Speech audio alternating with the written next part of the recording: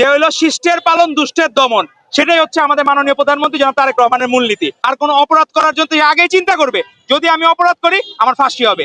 এই কারণেই অপরাধের প্রবণতা আস্তে আস্তে কমে যাবে এবং আশা করি আমাদের মাননীয় প্রধানমন্ত্রী জনাব তারেক রহমানের নেতৃত্বে সেটি শূন্যের কোটায় চলে আসবে। এবং আপনি দেখবেন যে এই রাস্তায় আইন শৃঙ্খলা মানার যে প্রবণতা, গাড়ি বৃষ্টির মধ্যেও দেখলাম গাড়ি এলোপাতারি না, সবাই সিগন্যালের 300 সেকেন্ড অপেক্ষা করতে হবে, অপেক্ষা করতেছে, 10 সেকেন্ড অপেক্ষা করতেছে, কারো কোনো তাড়াহুড়া নাই। কারণ সবাই জানে শুধুমাত্র তারেক রহমান এবং বিএনপি সরকারের মাধ্যমে আইনের অনুশাসন প্রতিষ্ঠা করা সম্ভব এবং সকলের কিন্তু টাইম সেভ হচ্ছে।